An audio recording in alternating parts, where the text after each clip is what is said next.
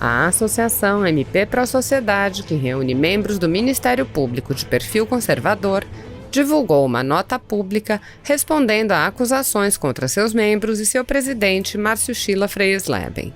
O procurador é alvo de um processo no Conselho Nacional do Ministério Público, alegadamente pelo uso da expressão Ministério Público no nome de uma associação que reúne membros do Ministério Público.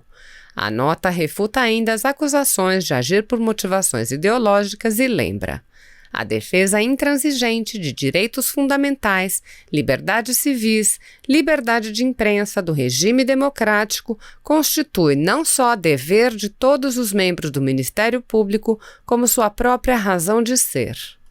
A deputada Janaína Pascoal comentou a instauração do procedimento contra o procurador, dizendo: o pensamento que norteia o MP Pro Sociedade representa a minoria no Ministério Público. Pois bem, sendo MP Pro Sociedade representação de uma minoria, precisa ser preservado e a voz de seus membros não pode ser calada, sob pena de se instituir a ditadura da maioria. Ouça a nota do MP Pro Sociedade.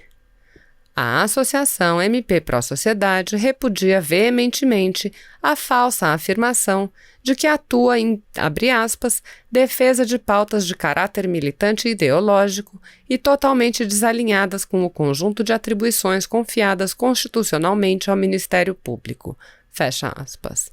A associação privada CNPG, que usa procuradores gerais em seu nome, representou contra a Associação MP Pro Sociedade, legal e constitucionalmente constituída, e, pessoalmente, contra seu presidente, visando a impedir que a associação tenha MP ou Ministério Público em sua denominação.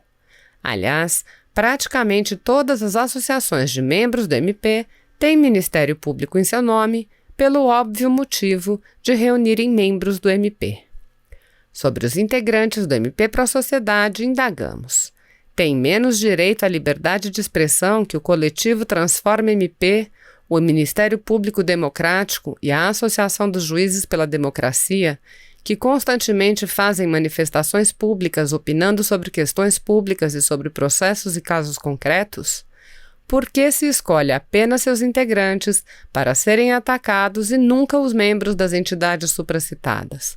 Por que esse duplo pensar?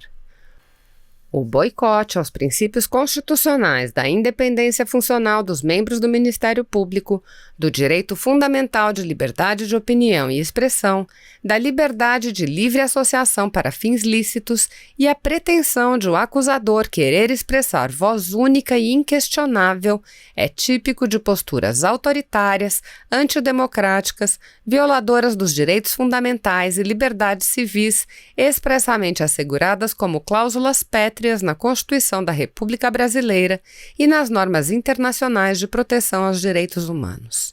A defesa intransigente de direitos fundamentais, liberdades civis, liberdade de imprensa do regime democrático constitui não só dever de todos os membros do Ministério Público, como sua própria razão de ser, consagrada na Constituição da República, artigo 127, caput.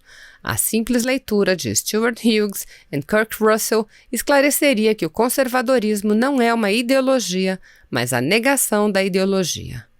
A soltura de condenados e presos de alta periculosidade social, por isto mesmo cumprindo penas privativas de liberdade em regime fechado e custódia cautelar pela prática de crimes graves, só piora a situação da sociedade ordeira e trabalhadora, exposta assim não só ao vírus, como ainda ao convívio de perigosos criminosos. Esse também é o papel do Ministério Público: segurança pública. Nunca o CNPG e o CNMP agiram contra a existência de associações e coletivos que se entendem progressistas, como o Transforma MP e o Ministério Público Democrático, sendo contraditório que se oponham apenas à existência de uma associação conservadora legalmente constituída. O duplo pensar gera uma insegurança jurídica que é contrária aos ideais do próprio Ministério Público quando tenta impor uma independência funcional que só possa ser exercida com submissão a teses progressistas, ideológicas. A negação da independência funcional, preconizada pela Constituição Federal, pode contribuir para o fim das liberdades individuais e da democracia. Enfim, Mais uma vez, repudiamos o infundado e ideológico ataque lançado contra a Associação MP Pro Sociedade e seu honrado presidente, e o denunciamos, assim como o desrespeito a direitos fundamentais e liberdades civis asseguradas em todas as nações democráticas e civilizadas. Direitos esses expressa e categoricamente consagrados na Constituição da República, em nossas leis, assim como em convenções internacionais a que nossa nação aderiu.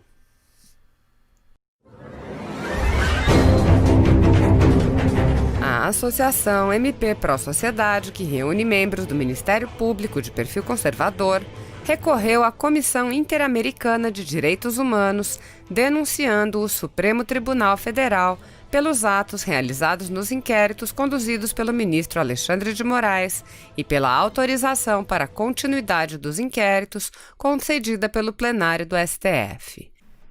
A denúncia traz um pedido liminar requerendo a imediata paralisação dos inquéritos e pede sua posterior anulação em favor das vítimas brasileiras que sofreram e estão a sofrer constrangimento ilegal e violação à liberdade de expressão, informação, de imprensa, manifestação e de locomoção, bem como aos direitos processuais fundamentais, due process of law, em razão dos atos praticados pelo Supremo Tribunal Federal Brasileiro na condução das investigações extrapoliciais realizadas no inquérito judicial número 4.781, bem como em razão dos atos praticados pelo órgão plenário do representado por violar diretamente os direitos fundamentais resguardados pela Convenção Interamericana de Direitos Humanos, o Pacto de São José da Costa Rica de 1969.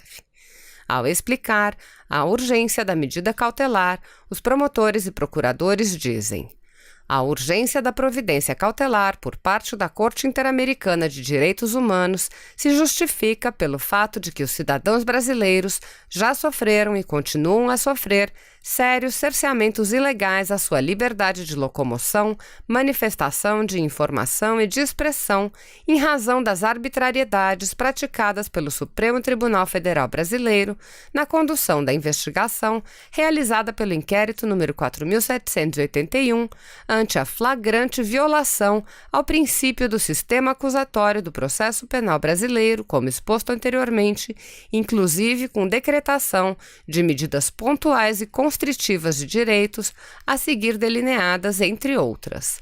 Realização de busca e apreensão no dia 16 de abril de 2019, na casa do general da Reserva do Exército Brasileiro, Paulo Chagas. Buscas e apreensões recentemente feitas, em 27 de maio de 2020, nas casas do ex-deputado federal Roberto Jefferson, do empresário Luciano Hang, fundador da Avan, Edgar Corona, presidente da rede de academias Smart Fit, blogueiros e militantes. Censura a órgãos de comunicação tais como Cruzoé e Antagonista em 15 de abril de 2019.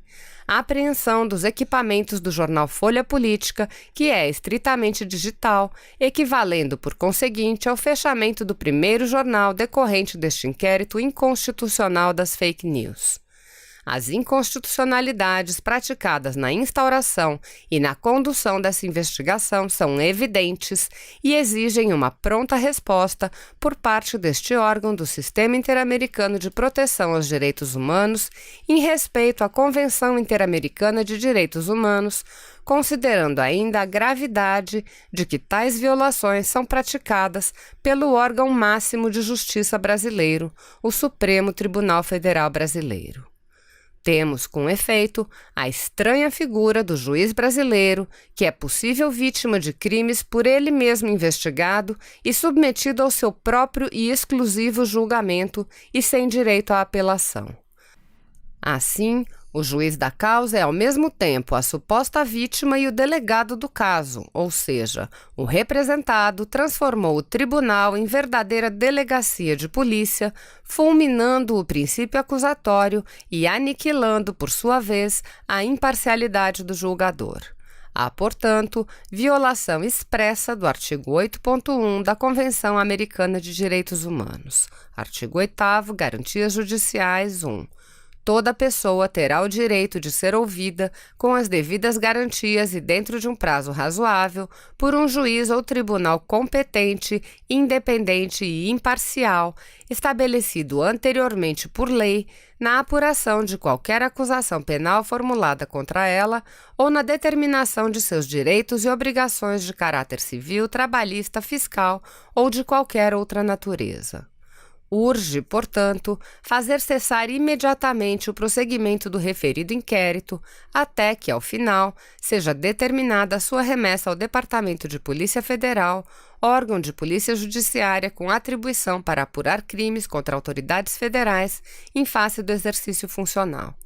Nessa situação, as investigações deverão ter ainda o objeto devidamente limitado, com a indicação segura de quais fatos estão a serem apurados, porque o que existe hoje é a sensação clara de perseguição a quem pense diferentemente da Corte, através do referido inquérito que, como dito, não tem objeto definido, conforme consta na vaga descrição do objeto da Portaria GP número 69, de 14 de março de 2019. Os promotores e procuradores apresentam uma extensa lista de violações de direitos no âmbito dos inquéritos conduzidos por Alexandre de Moraes. Ouça: das transgressões às normas da Convenção Americana de Direitos Humanos, Pacto de São José da Costa Rica, de 1969, e ao direito constitucional e infraconstitucional.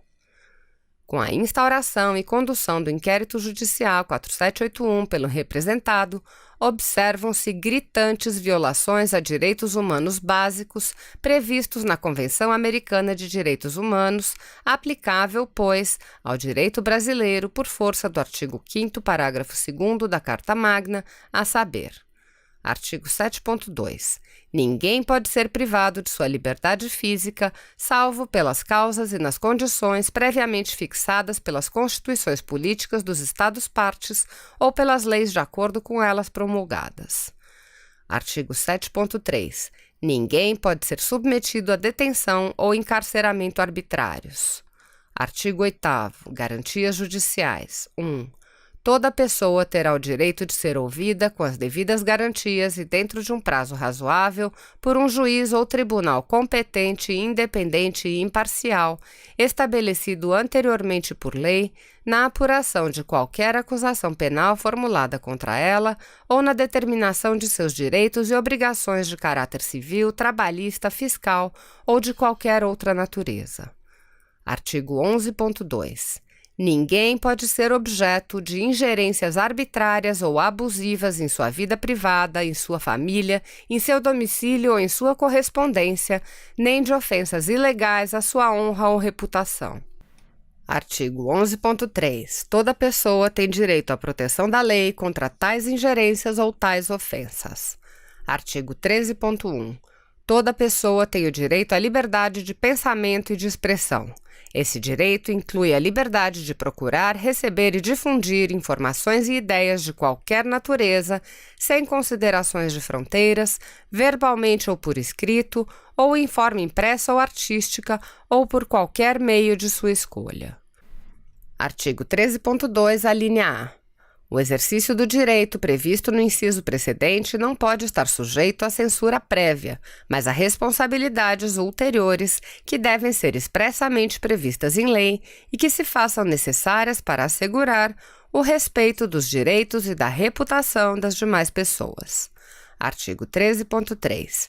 Não se pode restringir o direito de expressão por vias e meios indiretos, tais como o abuso de controles oficiais ou particulares de papel de imprensa, de frequências radioelétricas ou de equipamentos e aparelhos usados na difusão de informação, nem por quaisquer outros meios destinados a obstar a comunicação e a circulação de ideias e opiniões.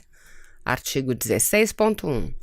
Todas as pessoas têm o direito de associar-se livremente com fins ideológicos, religiosos, políticos, econômicos, trabalhistas, sociais, culturais, desportivos ou de qualquer outra natureza. Artigo 24. Todas as pessoas são iguais perante a lei. Por conseguinte, têm direito, sem discriminação alguma, à igual proteção da lei. E artigo 25.1. toda pessoa tem direito a um recurso simples e rápido ou a qualquer outro recurso efetivo perante os juízes ou tribunais competentes que a proteja contra atos que violem seus direitos fundamentais reconhecidos pela Constituição, pela lei ou pela presente Convenção, mesmo quando tal violação seja cometida por pessoas que estejam atuando no exercício de suas funções oficiais. Além disso, diversos artigos da Constituição Federal Brasileira de 1988 foram violados pelo representado, bem como da legislação federal infraconstitucional. Tamanha a flagrante ilegalidade que 2 dos maiores órgãos de representação da classe dos membros do Ministério Público Brasileiro, a CONAMP, Associação Nacional dos Membros do Ministério Público, e a ANPR, Associação Nacional de Procuradores da República, publicaram ontem, 23 de junho de 2020, uma nota conjunta a respeito da violação ao sistema acusatório por parte do Supremo Tribunal Federal Brasileiro.